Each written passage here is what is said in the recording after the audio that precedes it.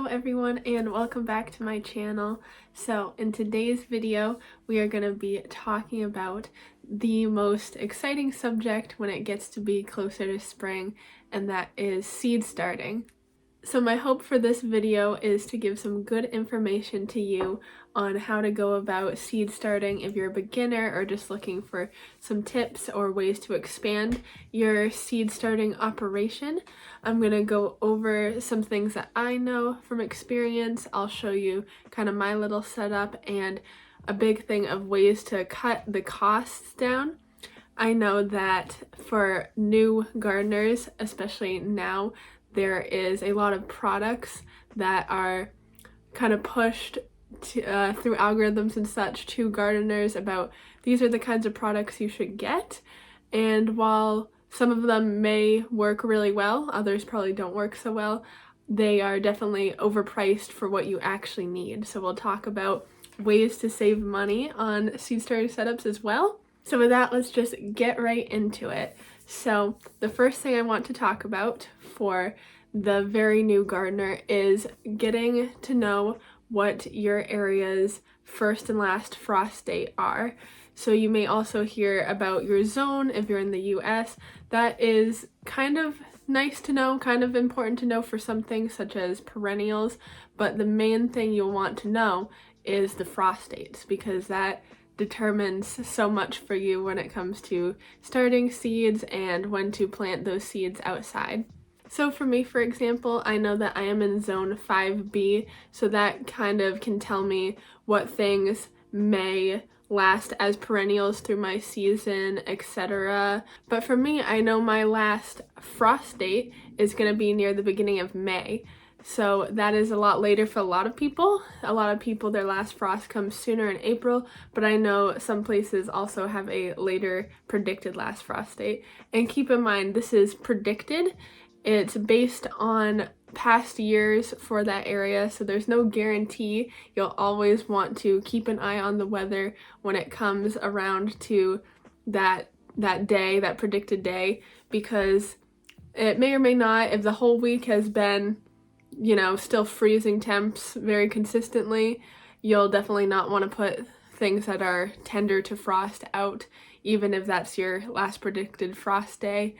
And so just want to keep an eye on that just as a preface. An easy way for you to find this out if you don't know already is to go to almanac.com and you just put your zip code or your location and it'll tell you what your predicted last frost date is and your predicted first frost date. So my predicted first frost date is always around October, mid-October, kind of around my birthday usually.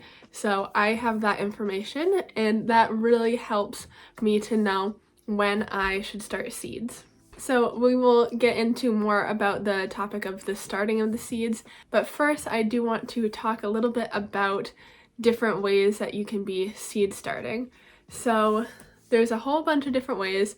You may have a greenhouse to your disposal. If so, you're probably a little bit more advanced. A lot of things can be directly sowed into the ground, such as like peas, other frost hardy type of things that you can just put right into whatever garden beds you have outside. And you can do that typically before your last frost date. There are techniques for those who, may be super on a budget or just want to try, that you can cut up like milk jugs. I've seen just putting in plastic bags some soil and some seeds, and doing something like that, you can start plants early outside for basically no budget really, and you still have to kind of be concerned about frost, so that probably won't work very well for things that are very frost sensitive. But like I said, your brassicas, stuff like that, you could try just putting in those bags and milk jugs. The plastic that it's made of will kind of almost work like a miniature greenhouse and keep things warm around the soil so that it has a chance to germinate. And that works well for some people, and that is a good budget, super budget friendly idea. But definitely the main thing I'm going to talk about is grow light setups. They work extremely well, and I have been doing that for the past few years, and there's definitely ways to do that with a very low budget, and I will talk about that more right now. So as I was kind of mentioning before, a lot of things can be marketed to gardeners that are like grow lights, specific grow light setups. And while I'm sure a lot of these do work well and are fine, you definitely do not need to buy lights that are labeled as grow lights. This is a complete myth. Like, there's no specific light to make it a better type of grow light. That's not necessary. And I'm sure they mark up the price to sell it as a grow light. The only thing you need to keep in mind for buying lights to use as grow lights is something called Kelvins and something called lumens. Lumens are basically just the intensity of brightness of a light, and so you might think, you know, really bright light, like think dentist office or something like that, or a very dim type of light. And Kelvin is a Kelvin scale. That is basically just kind of the color of the light that is being emitted, the kind of temperature of the color of the light. So I'm sure you've seen lights that go all the way from those kind of crazy blue high beams they have nowadays. That is a type of that's somewhere on the Kelvin scale. And then there's more warm orangey type light temperatures. That may sound kind of confusing, but don't worry, because you don't really even need to know what Kelvins and lumens are. All you really need to know when going to any of these kinds of stores, such as a Home Depot, maybe a local type store, you just need to know the range of the Kelvins and lumens for the light you're looking for.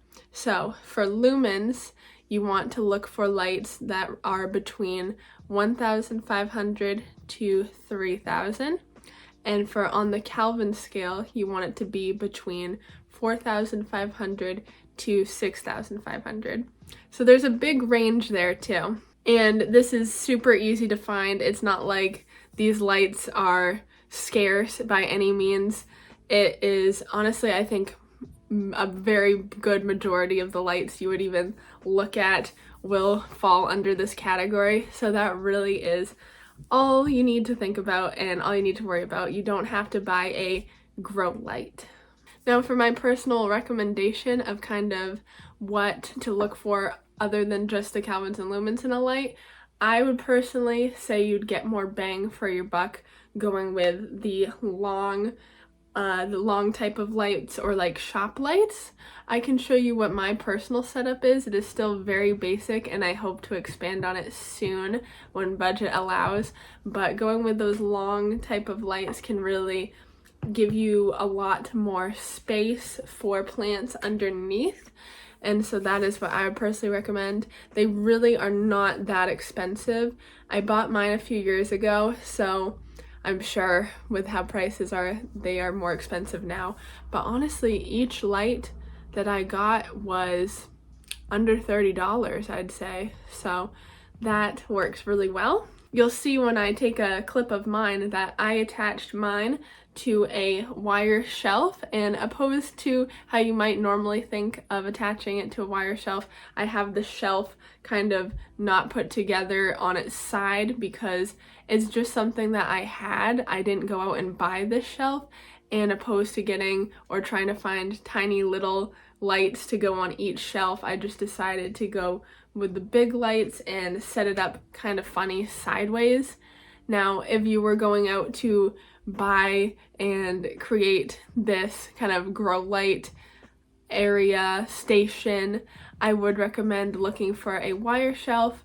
A wire shelf is easier in my opinion because it gives you more options in terms of making it easy to strap the lights onto it. I use zip ties, or even better, so that you don't have to worry about stacking the plants with books or stuff underneath as they are just starting to grow, and then taking the books out as they get bigger, is getting some kind of chain so that you can move the light up and down. That is something I should do, and Who knows if I will this year to make my life easier or not, but that is definitely a smarter option. You don't have to put it on a shelf even at all. You can just put it somewhere. Maybe you have a garage or something like that that has just space, like tables and stuff, and then again, find anything to hook chains to so that you can move lights up and down. It is so versatile. You can really do it kind of anywhere in a home or, you know, in a garage or in a basement, as long as it is warm enough in that area for seeds to germinate, which I would say you want to be about, you know, mid 60s maybe, maybe lower 60s, but as long as you have that temperature and you have that light, and you want to keep the light on for at least 8 hours, 8 to 11 hours is good. That kind of stimulates the cycle of, you know, the day and night cycle that a plant would be used to in the ideal growing environment. So now that we've discussed the grow lights, and I hope that all makes sense, and definitely with grow lights, like I said, don't look for ones labeled grow lights. There is no real difference at all as long as you're following those instructions. Now we will talk about what to put our plants in, how to grow them. And this has many different options, and unlike the grow lights, I would say some of these things marketed to you may be better in the long run, but at the same time, not needed at all. I am still planning for this year to grow my seedlings out of these plastic party cups because I bought these forever ago when I was first starting, and I do go with, you know, this harder plastic just because I know they are going to be reused, and so I do want something that will hold up until I am willing to buy something different. I don't want, if I'm gonna go with single-use plastic type things, which, you know, not good for the environment in all reality, I want to go with something that will actually last me a decent amount of time. It has been, I'd say, at least 3 years, and they look just fine. They're not crumbling on me. They're not like unusable. What you do when you get these kinds of cups is you just want to poke holes at the bottom. You can use a drill, or I just went in with a knife and poked 3 holes at the bottom. I did a couple stacked at a time so that it wouldn't take me forever, and then just poking them. But those have worked just fine for me. They work well as well because they do have room, and they, you know, for roots and for growing. So I typically don't have to move size up to any bigger containers at all through the whole process. Maybe a few have to go into some bigger containers, but with this size for this party cup, I just call them, they work really well. Other options you may see are those kind of plastic trays that have the little, I'm not sure what you'd call them, but the little holes in them. Those I've seen, and they seem to work really well for people as well. That I will say you do have to obviously keep sizing up because that is not a very big area, and so you would have to have more containers to put things in as they get bigger. I've seen there's these things you can buy that are basically just circles of soil that you can sow the seeds right into those. Those seem pretty cool as well. But basically, to get at the end of this tangent, there's lots of different options, and I wouldn't say in that circumstance that there's any option that's necessarily a lot better than others. I think it is really a personal preference. As I've said, this has really worked for me very well.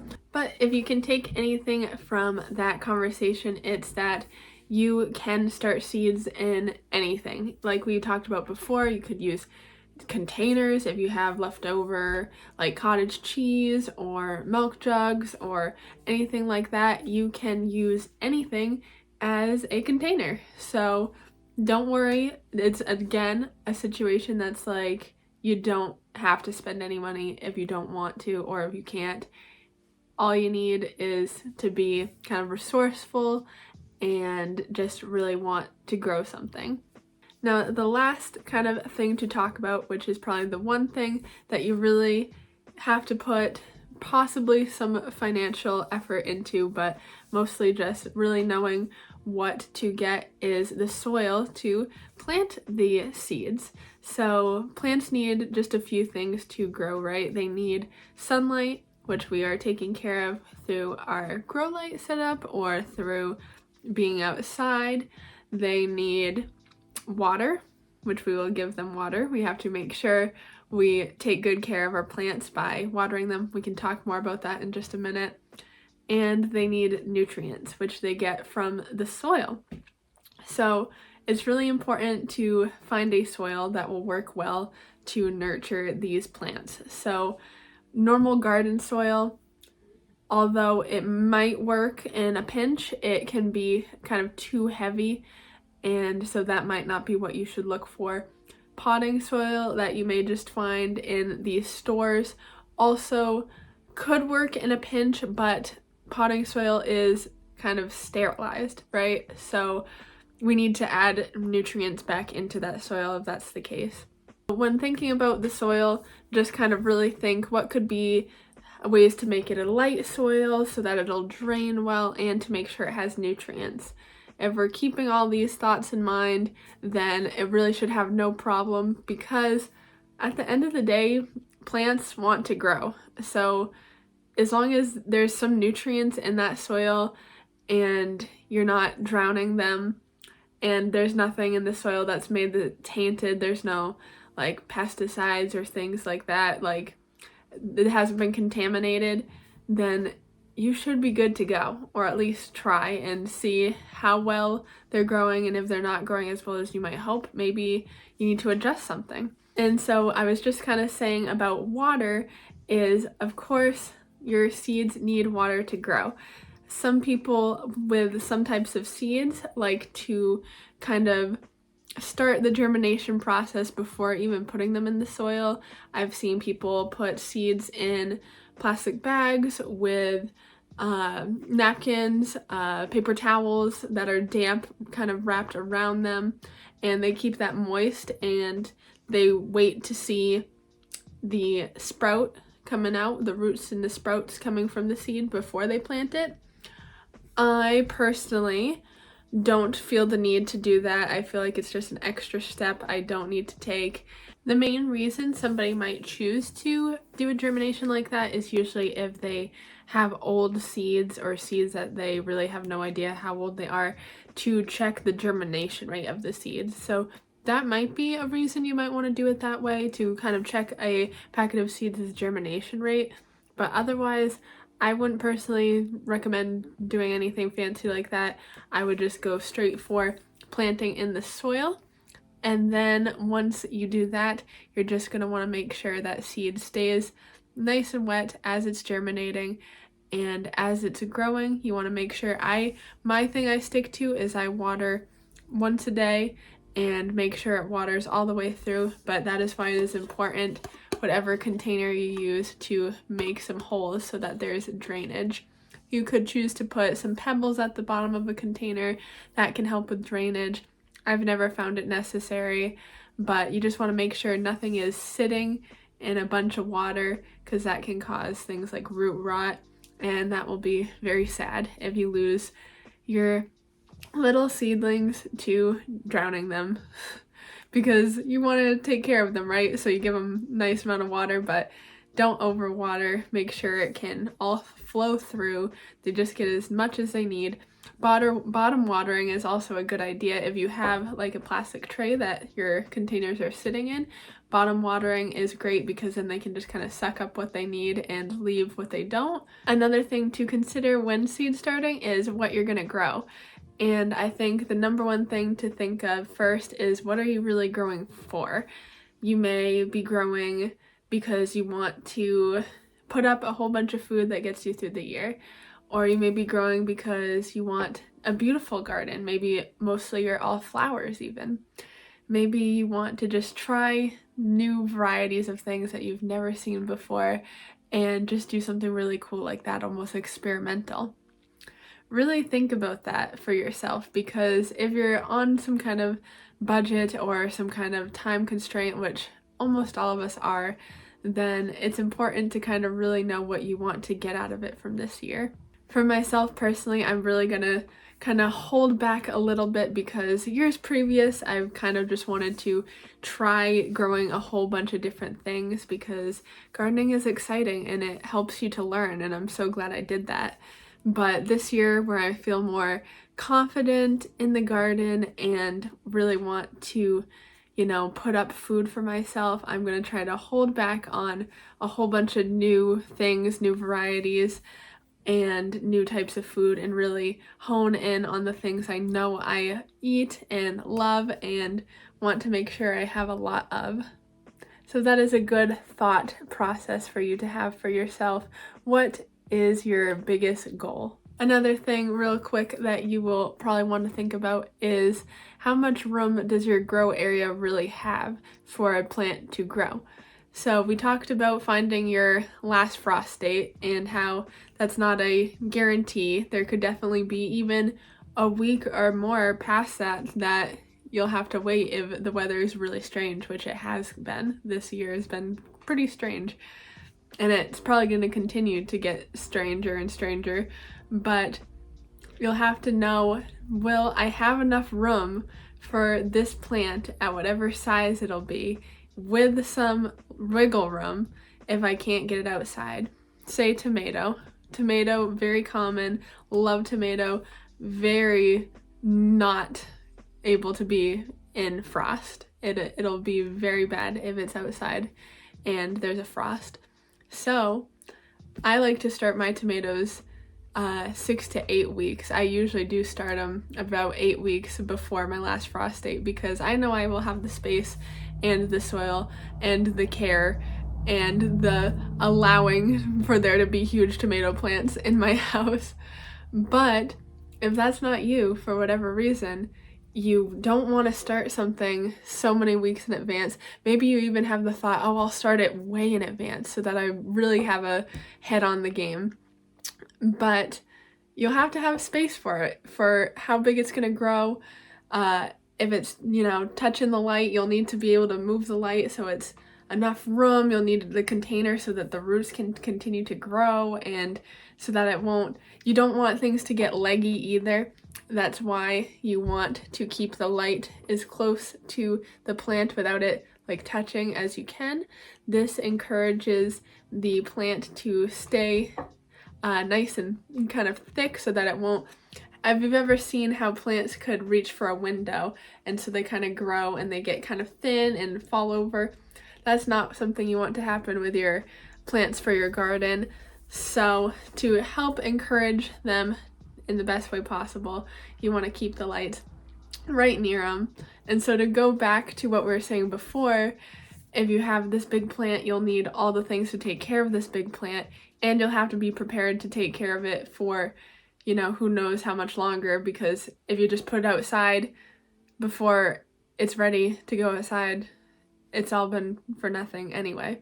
And on the topic of putting it outside, you also want to make sure that there's a kind of transition period between inside and outside. Even if the temperatures are really similar or the sun is really similar or anything like that, it still needs time so that they don't go into a shock, because at the very least, they'll probably slow down for, you know, a week or so. And at the very most, it could really disrupt the whole plant and make it be not as great of a growing season for you. So I start by bringing them out for an hour and then putting them right back in, and then maybe 2 hours, then bringing them back in. And I continue that kind of cycle of letting them be outside for a little bit, but then bringing them back in. And I want to make sure I'm doing this a week that, you know, there's nothing crazy going on. Of course, make sure that there's not going to be any frosts, and make sure there's not going to be any weird weather, such as like a lot of rain or, you know, a lot of wind or anything like that that could be very disruptive. Thinking about those things will have you be the most successful in the long run. So I hope that info was helpful to you. I hope that helps get your brain going and gets you excited for the garden season of 2023. I am very excited. It is mid-February, so I have to hold off on the actual starting of my seeds for a little bit longer. But as you can see, I am very excited. And I hope for wherever you are, you can take this info and use it to your advantage. Hopefully that helps you to not be so worried about maybe costs or worried about, you know, anything involving it, thinking you might fail. The main thing is to never go into something feeling like you're gonna fail, because at the end of the day, even if nothing grew, which is very unlikely, even if that was the case, you still had a learning experience. Every experience is a learning experience if you look at it in the right way. So I encourage you, even if you just stumbled upon this and you never really thought about having a garden, or maybe you're like, oh, I could only just do like a couple herbs or something, great. Start something. Start anything at all. Start a flower, start one thing. And you don't need to pay any money. So even if you only can put it in a window, just start something, see what happens. And it's just a great lesson looking at plants and how, you know, it's slow by a lot of standards nowadays. Everything is so instant gratification. But so it's a slow process, but when you see how a plant goes from just a seed and then you put it in the ground, and then by the end of a garden season, how big and beautiful that plant is and all the harvests that you've gotten from that plant, it's an incredible feeling. So I will just always encourage, no matter who you are, do some kind of gardening at any capacity. It's just a beautiful, beautiful thing that I feel too many of us take for granted, and I wish that everybody could just see how magical and beautiful it is. Thank you so much for joining me in today's video. If you like to read or just want to, you know, have in front of you some of the information I talked about, I will leave the blog post I did on this topic down in my description box. And if there's any other questions you may have, feel free to ask them. I could answer them, or maybe somebody else will know the answer, and we could all just chat about the best thing ever, which is gardening. If you like this kind of content, please consider subscribing to my channel, and so that you can see more of it, and I will see you in the next video. Have a great rest of your day. Bye!